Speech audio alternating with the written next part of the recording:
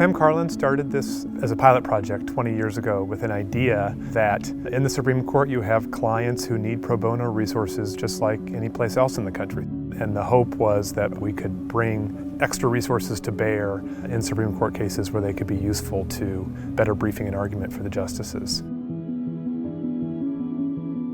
For 10 to 12 weeks, I get my students working intensively on projects. Students are filing briefs at the United States Supreme Court. One of the things the clinic teaches the students is how to work in a team, how to give and receive criticism on both their own projects and other people's projects.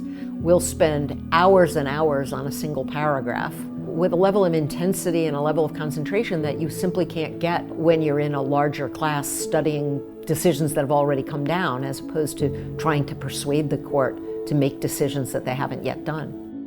Students are, of course, not arguing these cases in the first instance. The instructors argue the case at the Supreme Court. But often when I'm up there, I feel like I'm channeling my students. I can remember instances where a justice asked me a question and I'd flip in my binder to the memo that a student wrote me to look up the answer. And I think it's particularly gratifying where we have the opportunity to have clients with us at the Supreme Court. For a client, getting to hear their story told at the highest court in the land, sometimes it's the most meaningful form of justice of all.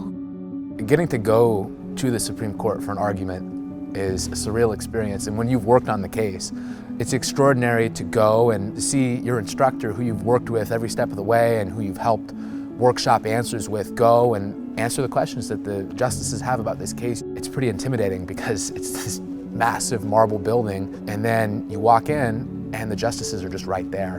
And they're real people who are grappling with these real problems. And they come, they've read everything that you've written, and then they ask the hardest questions they can think of.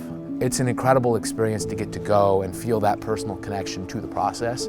I chose to go to Stanford Law School for two main reasons. The first being the federal Indian law faculty here and the institutional support for Native students that already existed but was growing, and also the Supreme Court litigation clinic, because I left a prior policy job that I found to be incredibly fulfilling because it had to do with tribal policy. I was able to advocate within the halls of Congress itself for communities like mine.